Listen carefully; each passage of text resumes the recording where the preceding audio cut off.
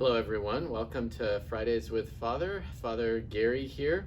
Want to visit with you just for a few minutes about our responsibility around our citizenship as the election approaches.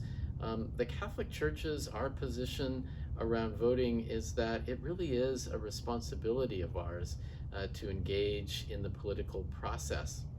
The Catholic Church has a responsibility as well as an institution to help you in forming your conscience around how to vote, both who to vote for and then on the issues that might be on the ballot in terms of initiatives. The Church's role is to help you to form your conscience. The Church's role is not to replace your conscience. And I say that because, as you know, and I mentioned this in my homily a few weeks ago, there is lots of stuff out there on social media, unfortunately, with some leaders in the church, priests, who are preaching something that is not consistent with the USCCB's position or the Washington State Catholic Conference. The USCCB is the U.S. Conference of Catholic Bishops. They form a document every year called Forming Consciences for Faithful Citizenship. They do it every 4 years, I should say, leading up to a presidential campaign. And in that, they lay out how a Catholic is to form their conscience and make a prudential judgment, both about candidates and about issues. So here is the way to know whether something is really coming from the official teaching of the Catholic Church or not. If you hear a priest or even an individual bishop say you have to vote for a particular candidate or can't vote for another candidate, you can be assured that that is not the official teaching of the Church. The Church will never tell you who you should vote for. The Church will also never say to you, if you vote for that person, it's a sin, or if you vote for that party, it's a sin. That's really important for you to hear. So it is an indication of the divisiveness that exists in our country right now. You know about that. I don't have to tell you about that. But unfortunately, it has entered into our church discussion as well. So Archbishop Aitchen reminded us priests last week of what I just shared with you, that we have to be very careful about helping you to inform your conscience, not replace your conscience with what we say you have to do. You'll never hear that from an official position of the Roman Catholic Church. So what does that mean for us practically? Does it mean that a faith-filled Catholic could vote for President Trump? Absolutely, it means that. Does it mean that a faith-filled Catholic could vote for Vice President Biden? It absolutely means that. That's what we're trying to get at, is that it's your responsibility to form your conscience and then do the best you can in voting for the candidate that you think would best fulfill that role of leading our country. That's your responsibility. Our responsibility is to help you form your conscience to make that decision. So I really encourage you to be someone who's prudent about the social media that you consume and where the information about the upcoming election is coming from.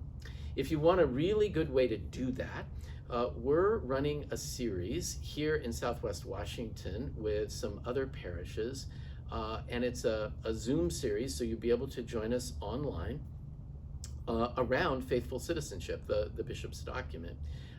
They've also had a wonderful initiative this year called Civilize It, which encourages us, and you can even make a pledge. I've made this pledge. I shared this with you a while back. I've made this pledge to engage in civil dialogue with family and friends around the election. Again, as I said, we can become so divisive right now. And that isn't who God calls us to be. God calls us to respect the other, even and sometimes especially if we disagree with them. It's always easy to respect people that we agree with, but to respect people and to treat them with the human dignity that they deserve, those who we disagree with, that's when we're called to really be intentional disciples of the Lord Jesus. So on Tuesday nights for 4 weeks, starting on September 29th, we will host online a forum where we can explore this document by the bishops called Faithful Citizenship and help you to form your conscience around the coming election. You can register for that online program 4 weeks in a row, so you can register for it on our website. There's a very prominent button to do that, so encourage you to go there and to do that. It'll be about an hour, so about 7 to 8 p.m.